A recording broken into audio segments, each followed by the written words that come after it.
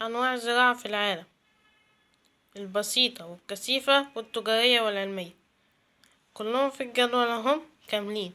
أول حاجة هنتكلم عليها المساحات المزروعة والآلات والأدوات والعمالة.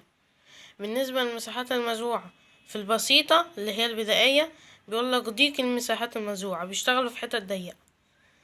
طيب المساحات المزروعة في الزراعة الكثيفة بيقولك صغر مساحة الحقول الزراعية، يعني حتت صغيرة اللي بيشتغلوا فيها، نقدر نقول انهم زي بعض دي ودي.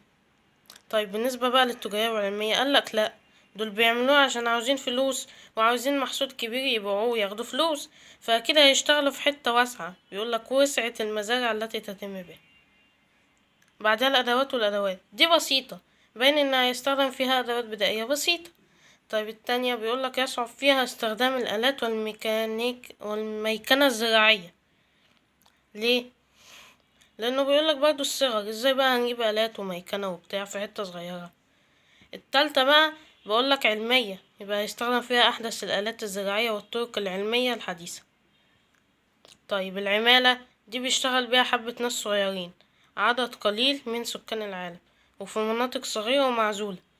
طب الكثيفة بيقولك كثيفة يبقى كتيرة، عاوزة أيدي عاملة وفيرة يعني كتيرة. بما تفسر لأنها تتم من خلال عمليات عديدة مثل بذر الحبوب والري وتنقية الحشائش.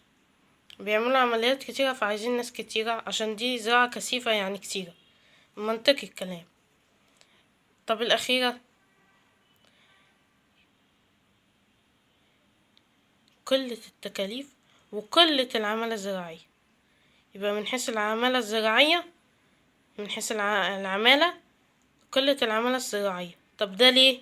بما تفسر لأنه نتيجة من نتائج استخدام فيها أحدث الآلات الزراعية والطرق العلمية الحديثة، ده أدى إلى قلة العمالة الزراعية. وده سؤال مهم وده سؤال مهم. باقي الجدول اهو قدامكم. أهم محاصيل الزراعة البسيطة: الذرة والموز اللي عارفينهم، ومحصولين كمان زي البطاطا والبطاطس اسمهم الكسافة واليام.